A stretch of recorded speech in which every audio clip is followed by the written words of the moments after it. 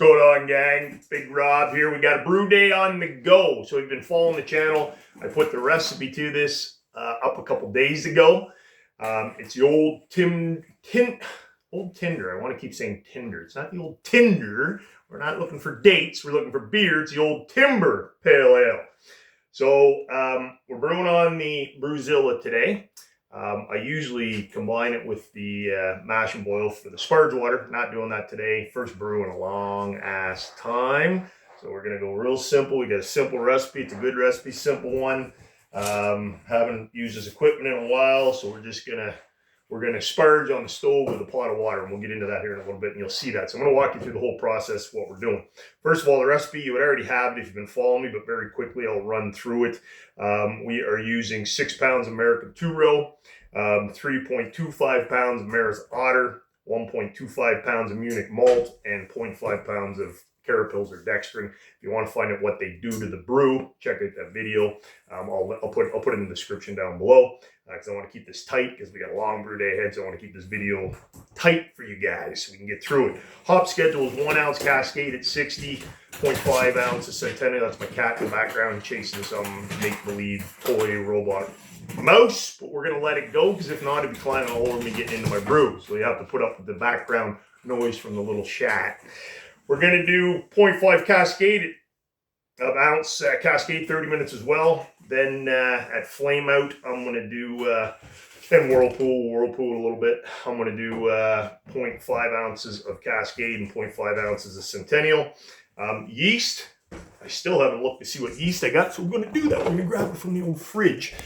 You can use, as I said in the recipe, you can use Safal US05. It worked beautiful with this. This one, never even heard of it, just picked it up for fun. Escarpment Laboratories House Ale Dry Yeast for Beer. Bam, never used it before. We're going to use it. I'd probably just use a ELD1, it's called. It's out of Guelph, Ontario, so I'd probably just use US05. Hydration not required, so cool, just like US, just dump her in, we're good to go. Okay, so let's talk about, right now, this is, we're getting up the strike temperature. So it's going to be different depending on the machine you use, your brewing setup. In this case, what I'm doing is my strike, I have put the 5 gallons.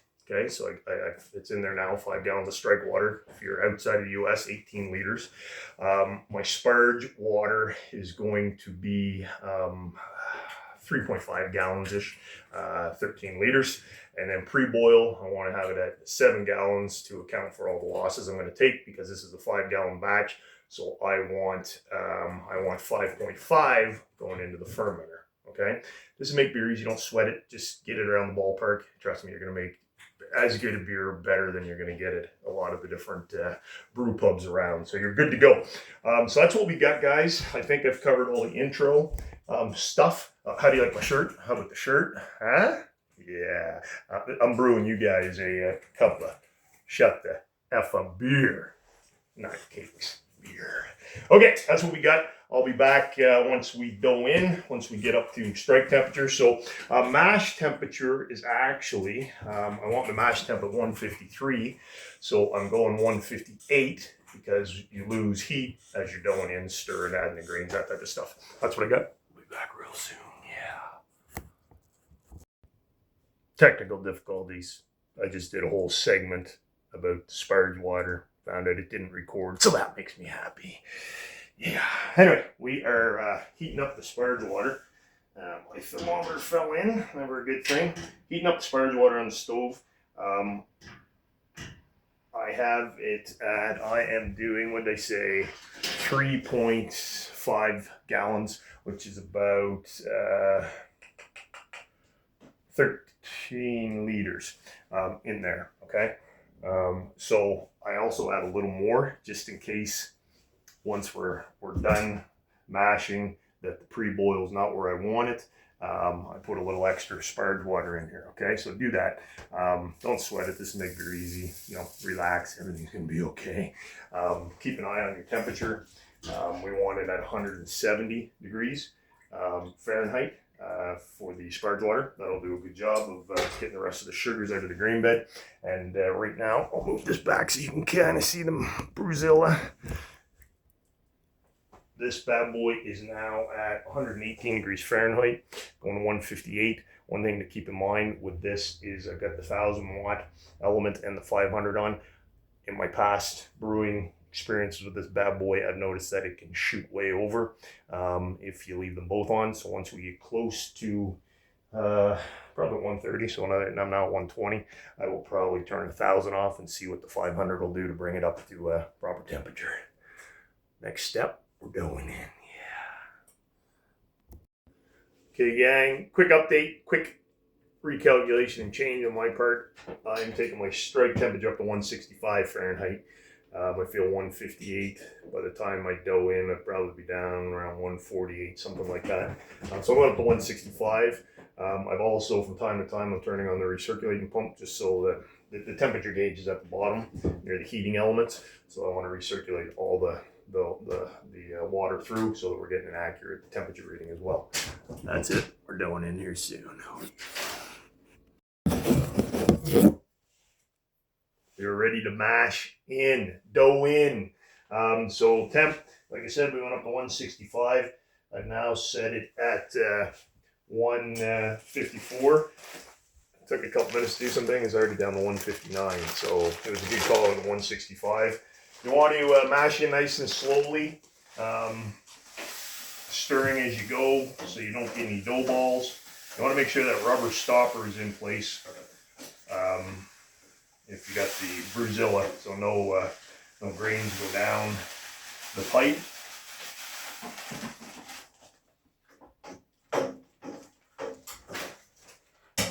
All right.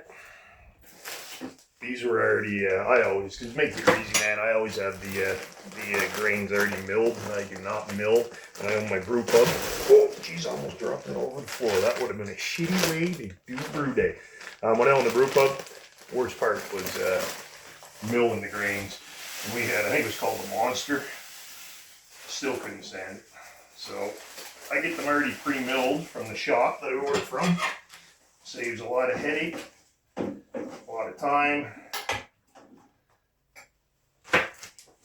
It's just a lot easier. Stop every once in a while and give it a good stir so you don't get any dough balls. And when you're doing the mash, it should eventually end up like a consistency of porridge. That's what you're looking for.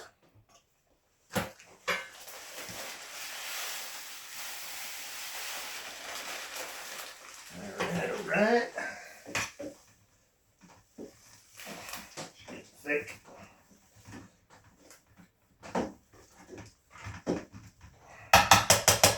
I might even, because it is getting pretty thick, I might even add some of the sparge water here to get this the consistency I want. So I'm going to play around with this. I'll come back, tell you what I ended up doing. I'm going to stir that, see if we can get this going. We can get the recirculation pump going, see if I can get the right consistency. If I can't, I'll just add more water, man. This is make beer easy, don't sweat it. It's going to turn into some good tasting beer.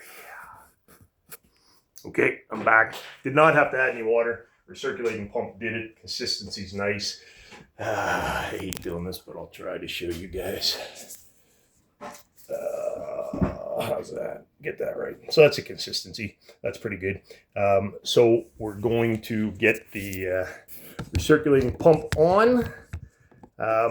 This is where you take that stop. This is the rubber stopper I was talking about. Take that off. That comes off. And then you put this screen down over top of the grains. Put the recirculating hose above. Put this down over the grains. Like that. Sits on top of them lightly. Put the hose in there. And then you put the overflow, whatever, the overflow doohickey on top. Like that. And then we get the pump going. And then we're mashing. That's it. So I'm going to set our timer for an hour, and then we're going to come back for the old spargeroo. Yeah. Bam, bam. Mash is done. Couple things. What did I do? I left the 1,000 watt and the 500 watt on throughout the whole mash, and it kept it at 154. I've noticed this thing doesn't do 153. I want 153, but it goes in 2-degree increments. No big deal. Don't give a shit. This make beer easy, baby. Left it on the whole time, and it kept it there. Recirculating arm, you do pump, I should say. You do have to adjust the flow every once in a while, or it'll overflow. Wasn't too bad. Maybe I had to adjust it 10 times throughout the mash, which is cool. The sparge water, I've got it up to 180 now, so I'm going to turn that all the way to low because I want 170. It's about close to 180, but 176, something like that, I think. And now what we're going to do, I'm going to leave those on, the burners. I'm going to turn the pump off. Over and done with that for this this portion of the brew. Probably bring it back later on when I am, I don't know, I gotta think about this. It's been a while. Maybe Whirlpool, and I might use it to actually fill up my fermenter. I know some people do that versus the spigot at the bottom. We shall see. We play it by ear as we go around these here parts. All right, we're doing that. And then what you do is you get your trusty, bear with me. So far I'm shocked, man, that brew day's going good for not having brewed in a long time. Like usually brew day can either go really good or shite. There's no in between. It's going pretty good. So far, not any significant issues. So you pull this, whoo, and I should have waited to say that after I pulled this out. So what we're gonna do, we're gonna pull that out, let her drain as we're doing it. And then you bring it up, and there's a couple little knobs that sit on these shelves, I guess you could call them. There we go. Sits like that and drains out. Once that drains out, I will remove the top screen I put on, and then I'm going to start sparging. So I'll come back and I'll show you that. That's it for now, but I'll be back. For you, it's going to be instantaneous. For me, it's going to be probably about 5 minutes, and I shall return. Yeah. Okay, guys, we're actually almost at boil. I had company show up. I had my son. I forgot Star San. I didn't get any, so he went and got some. So this is almost got us at boil. I haven't even sparged yet. So not great. But anyway, here's what it is. I want to get to 7 gallons. Woo, we are at 654. So 3 gallons. So pretty much exactly what we put in there, as long as we can get it all through the grain bed. I'm going to stop this from going to boil because I don't want it to boil yet. Sparging very straightforward. Can you guys see the pot? No, I'm going to move you slightly. Don't get seasick. A rat. Just a pot, guys. Very simple. You take this bad boy and you just put it around the grain bed and let her drain through. And that's all there is to the sparging process. You do that until you get up to the, I want pre-boil, 7 gallons. So we're going to do that until we hit the pre-boil. If I got to add more water, it's no big deal, guys. Just make it easy. Just take it to your pre-boil calculations level. You got to add more water. That if you didn't have enough sparge water, just add some water. Not a big deal at this point. So that's what I got, guys. And we'll be back soon. Once we hit boil, we'll be in for the first hop edition. Yeah.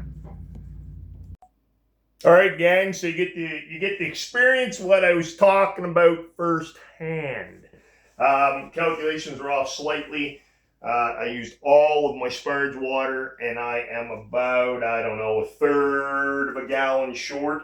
So I'm using normal tap water, cold tap water, putting it in. I've got this thing fired up the boil, set the boil, both levels. There we go. Probably not even 1/3 of a gallon.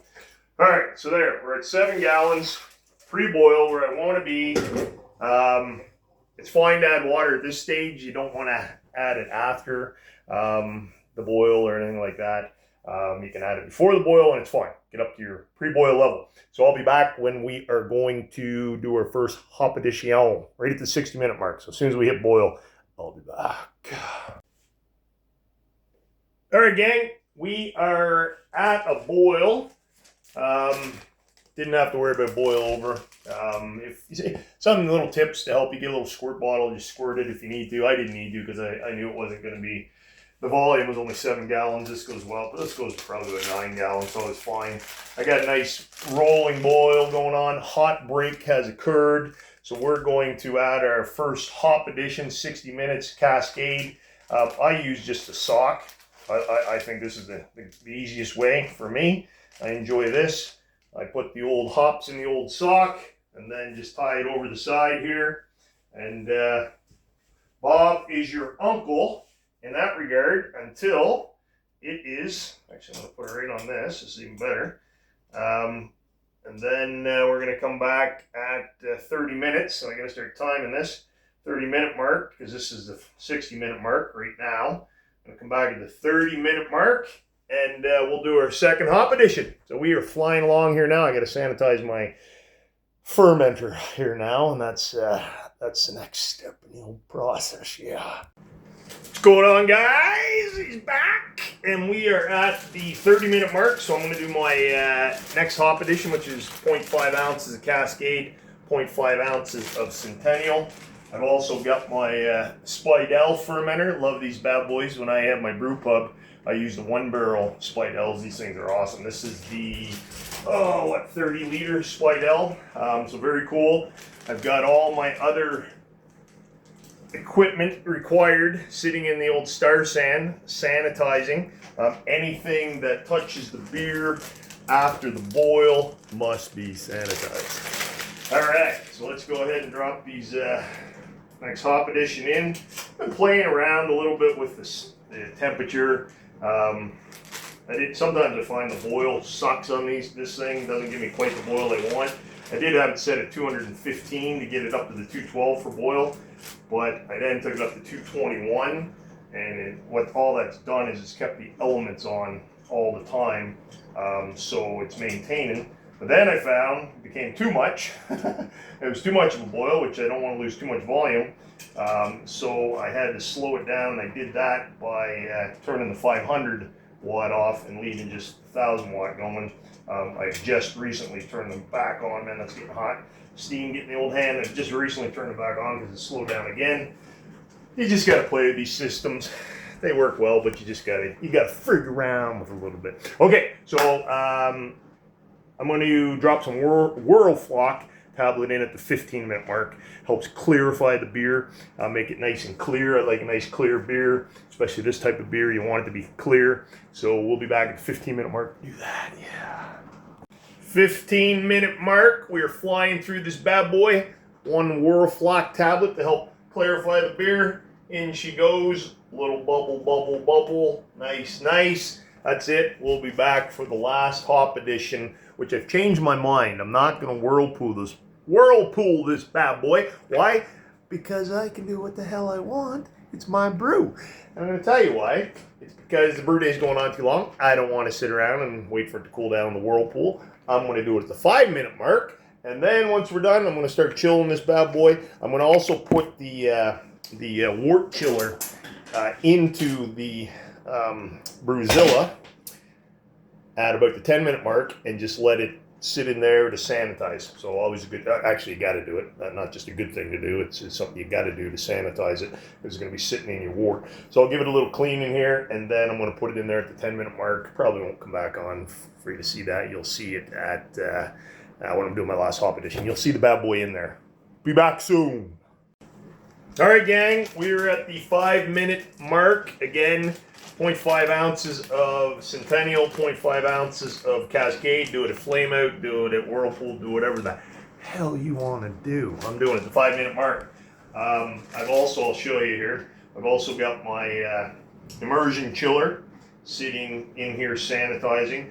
I wipe all the top areas with Star San. Probably overkill, but better safe than sorry, as Mama always used to say. Here we go. Dump these bad boys in there. Smelling good in here. Oh yeah. Okay, so we will do that. I'll set my timer for the last 5 minutes. Now this bad boy brew day, very boring when I'm doing dry January. I know, spare me, sick, gross, but when you consume copious amounts of beer like I tend to do. A month off ain't so bad, I guess. Anyway, here we go. You just put the immersion chiller in there. Can you see that? Woo! Steam to the face. Do that. Put it in there. 5-10 minutes. I'm also going to run. I've decided I'm going to fill my fermenter from the pump because I don't have a spray bottle to be able to sanitize the spigot on the front of this BrewZilla. So I'm going to put this in there. I'm going to run the pump through the boiling wort through the pump to sanitize it. That's what we're going to do. Doing that right now. And then I'll run that for a couple minutes. And then it'll be time to chill this bad boy. Put the cover on it so we keep any nasties out. And then we'll start chilling it. And I'll come back when we're doing that. I think that's it for now. Oh yeah. Change of plans again. Homebrewing, brewing. Actually, not even just homebrewing, brewing. You gotta think on the fly. So I tried to turn the recirculating pump on. She's blocked down there, probably with just some trub, whatever.